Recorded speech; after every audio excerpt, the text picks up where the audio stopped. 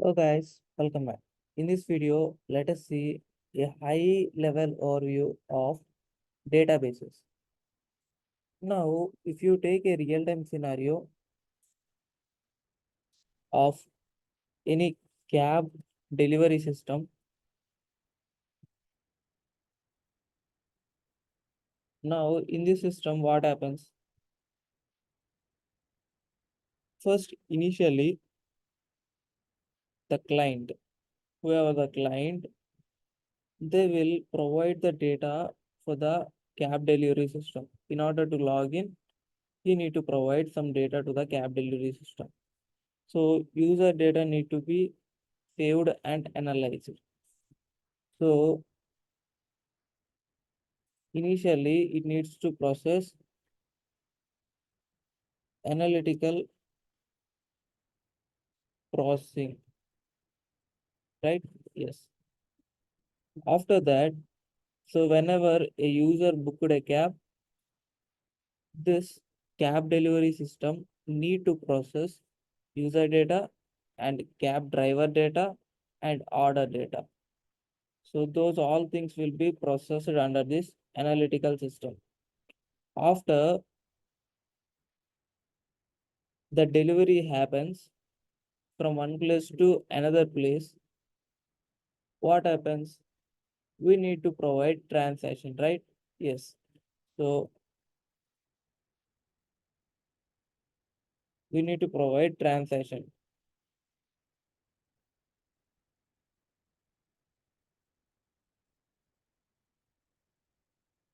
So for storing the transaction related data, which type of database we use, and for storing analytical processing, which type of data we use. So based on this, let us analyze what are the different databases we have in AWS. Okay. So let us see about this analytical processing. Is this analytical processing data is a structured or unstructured? This analytical processing data is a structured data. So what do we say this? Why do we say this analytical processing data as structured data? Because whenever user saving his data in cab booking system, then what happens? He need to provide some fields, some most important fields, right? Yes. He need to provide whatever the required fields, right? Yes. So for the optional fields, he don't even need to provide. But for the required fields, user must need to provide the data, right? Yes. So since there is since the user need to follow a schema, we call this as based schema based database, right? Yes. So since user is following some schema, we can call these databases as schema based databases or structured database. If you comes to transaction processing, here our data is need not to be structured, that is unstructured. We can say it's an unstructured data and it's a schema less data. So for this transaction processing, which type of databases we use is schema less databases or unstructured databases. What does it mean, sir? It means you may include some fields. You may not include some fields. That is, you can leave some fields as blank and you may include only specific fields that you require under this transaction processing. You can see while processing the transaction, you may need to provide message, optional message, which indicates the transaction details. If you do not need to provide, then you even don't even need to provide that data as well. So like that, we have unstructured data here in this transaction process. Now, let us move on with the real-time querying services. That is, what are the databases which are suitable for this analytical processing or structured or schema-based databases, and transaction processing or unstructured or schemaless databases. In real time, in order to process these analytical processing data, or you can say structured data or schema based data, we use SQL databases. We use SQL databases in order to store and query these type of data, that is structured and schema based data, in order to analyze processing on structured data. We use SQL databases. So here, coming to here, that is transition processing, the data storing and processing. In order to store and process our unstructured data or schemaless databases, for this transaction processing, we use NoSQL databases. So what does this NoSQL indicates is not only SQL. That means here you can even able to save non-relational data as well. In SQL, we can able to store and process only relational databases, whereas in NoSQL, we can even able to store non-relational databases as well and process the non-relational database as well. So under SQL database also, we have many types of query languages. We have mainly 6 types of query languages. What are the 6 types of query languages is, I remember those 6 types as MOM PMA. What does this first M indicates is, this first M stands for MySQL, and this O stands for Oracle, and this next M stands for MS SQL, Microsoft SQL.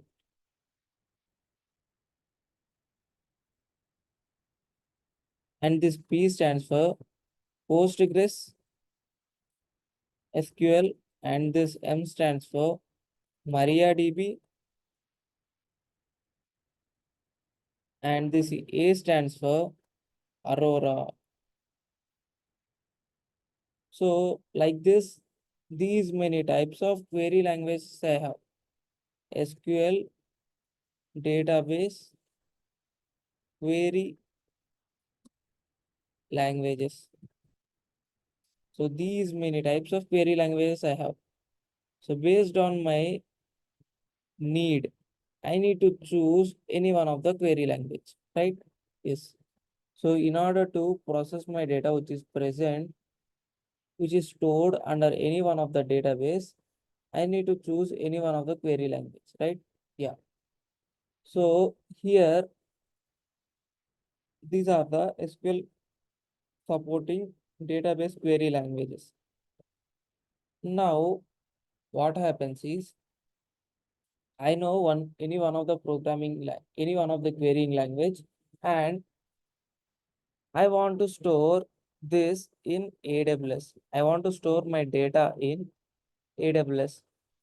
For storing this SQL type database or analytical processing database, we use relational databases.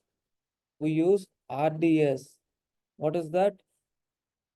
This is a AWS database service, relational database service. What is this? Relational database service. Okay.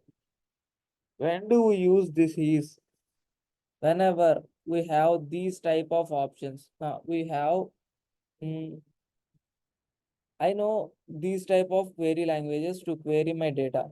Then I need to create an RDS instance where in that instance I will store whatever the analytical processing data or structured data I have, that I will store in this RDS instance.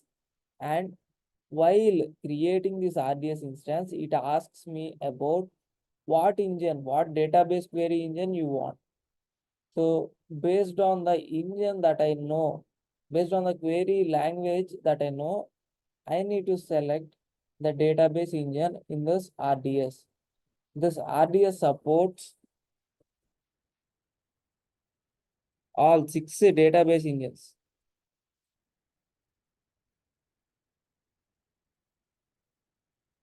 This RDS supports what are the 6 database engines that we have discussed previously. Those all database engines will be supported by this RDS. But the only limitation comes here is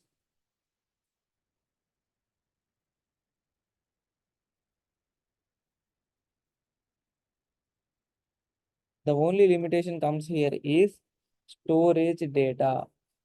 We can store up to we can store up to terabytes of data only.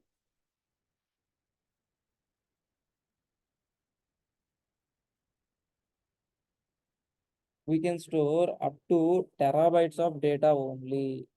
We cannot store petabytes of data in this RDS. So if you concentrate more on this, that is up to how much terabytes of data we can store, we have already discussed that in previous lectures while discussing about this RDS. Now, whenever I am having a requirement to store, I'm having a requirement to store up to petabytes of data or exabytes of data, even exabytes exabytes of data, then is there any database available for me? The answer for this is yes. There is a database available for you to store these many exabytes of data. But that database will support only, the database supports only Postgres SQL variant query language. Database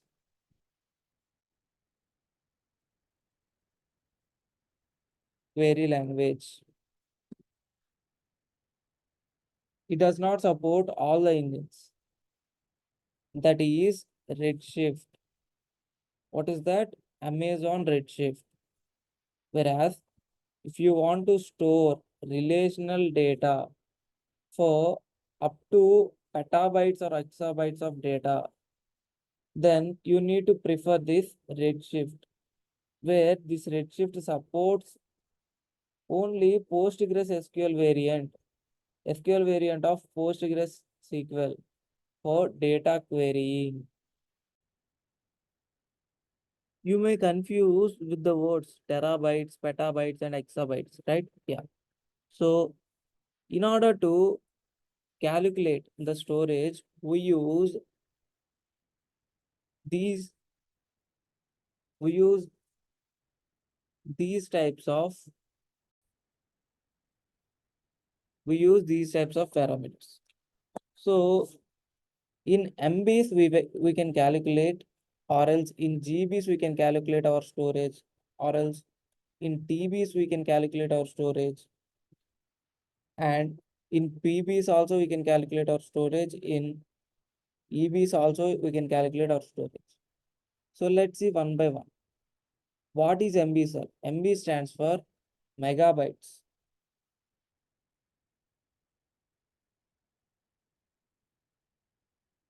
And what is this GB stands for? GB stands for gigabytes, whereas this TB stands for terabytes, whereas this PB stands for petabytes, and this EB stands for exabytes. Now,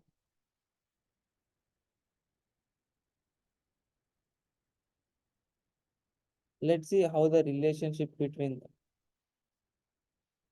1 MB is equals to 1000 bytes, whereas 1 GB is equals to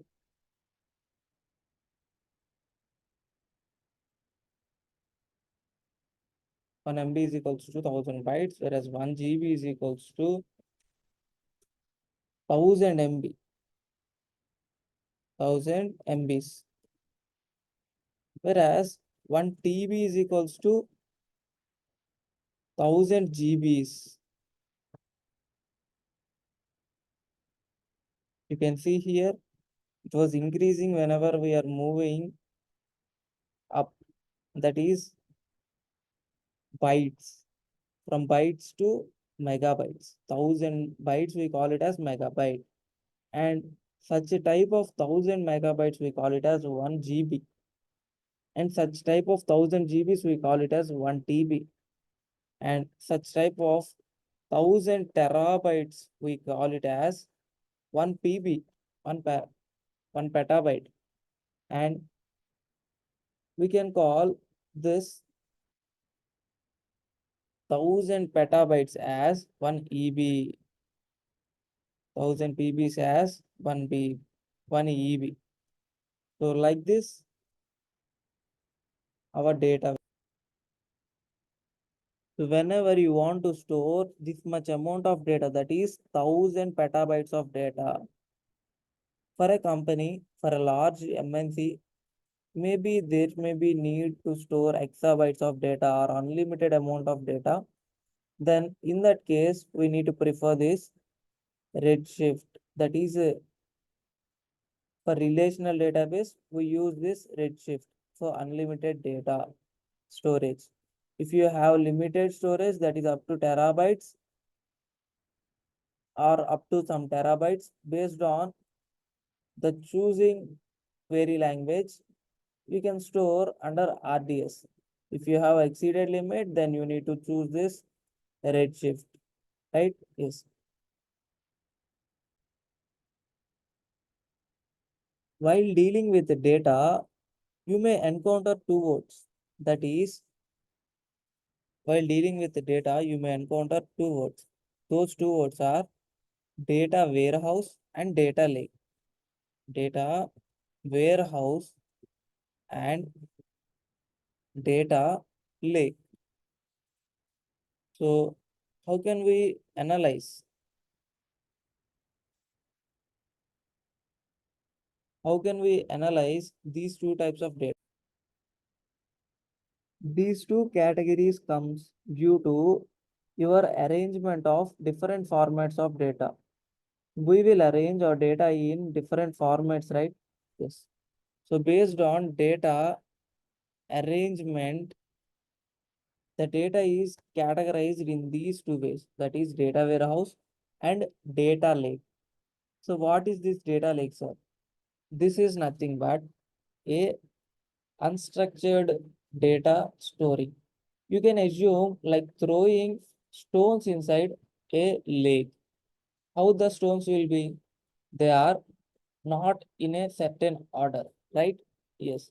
So like that, we can assume this data lake. We can assume stones under lake as an example of this data lake. It's just an example for visualizing the data. Stones in data, stones in lake, or else you can say, yeah, stones in lake will be the good example for you to understood. Whereas coming to this data warehouse. So the example for this is So how the stones are arranged while building your house? They are in a structured format, right? So you can assume the stones of your house, how the stones are arranged for your house. They are arranged in a specific format. So we call that as data warehouse. And if stones are arranged in unexpected schemaless order, then we say that it's a data lake. You can assume in regard to data. So other than stone, you can assume with the data. So whenever a data is thrown inside lake, like that means the unarranged lot of data, we call it as data lake, and a highly arranged data, we call it as data warehouse, right? Yes.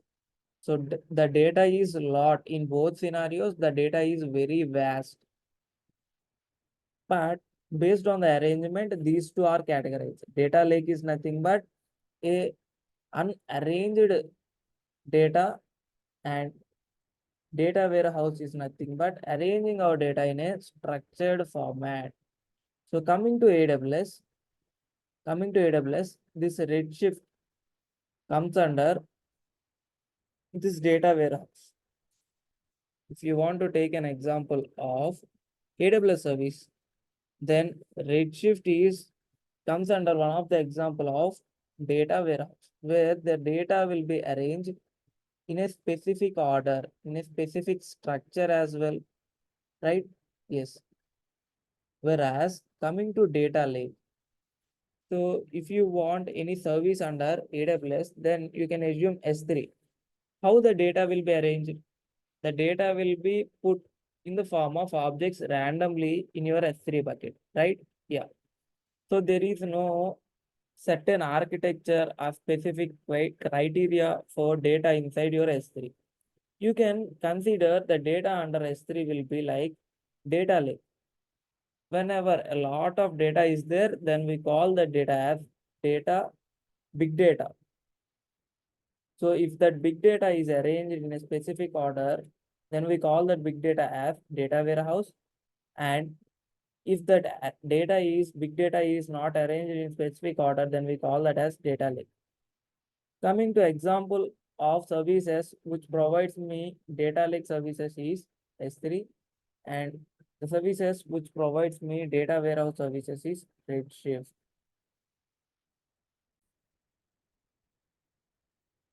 So let's move back into our discussion, that is Redshift. Since we are discussing about Redshift, we need to raise one more point, that is Redshift spectrum. That is one of the spectrum is a feature of this Redshift, where by using the spectrum, you can able to query the data which is stored under S3 as well. That means you can store your data under S3 and use that data as Redshift tables as well. By using this spectrum, Redshift spectrum, you can even able to query the data which is present under S3. That is nothing but data lake. You can even able to query data lake by using the spectrum, Redshift spectrum feature. And the data which is present under Redshift, that is data warehouse. So that data you will even query by using SQL variant. By using Redshift spectrum, by using SQL, you can even query the data lake. So this is the highly flexible architecture. You can see both structured and unstructured data is organized by using a single Redshift, right? Yeah. So that's why it is having that much importance. We can able to hold up to petabytes as well as exabytes of data, and we can even manage our Redshift tables by putting them in data lake of S3, or else we can even manage them by putting the data under Redshift clusters. That is nothing but data warehouses. right? Yes. Since we are discussing about Redshift, we also need to notice one more point. So for using this Redshift, we need to create an underlying infrastructure. So in order to overcome providing those underlying infrastructure and maintaining those underlying infrastructure, AWS comes with one more service, that is Redshift serverless. Redshift serverless. So by using this Redshift serverless, we don't even need to provide the underlying infrastructure. So this will provide the underlying infrastructure for us, where we just need to use that underlying infrastructure and store our data up to petabytes, and we can process our data by using Redshift processing units under this Redshift serverless database. Here we just need to store our data and process our data, same like Redshift, but in order to use Redshift, we need to provide the underlying storage infrastructure, and we need to configure our query language. But here you can see under Redshift serverless, we don't even need to do those two things. We just need to provide some certain configurations. That's it. This Redshift serverless will provide you unlimited data up to petabytes for you. So in order to overcome the issues faced while creating this, by using this Redshift serverless, AWS provided this Redshift serverless service. So based on your need for storing this analytical processing data or structured or schema based data, you need to choose one of the database among these. So if you comes under transaction processing, for transaction processing of unstructured data or schemaless data, we use NoSQL databases. We have many types of NoSQL database engines. So I hope you understood this video and you understood in real time which database you need to choose among the available databases, which are database services which are present in AWS. I hope this video is contentful. If you feel this video is contentful, then please like, share, subscribe, and hit the bell icon to get the latest updates. See you back in the next video with another interesting topic. Until then, bye bye guys. Thanks for watching again.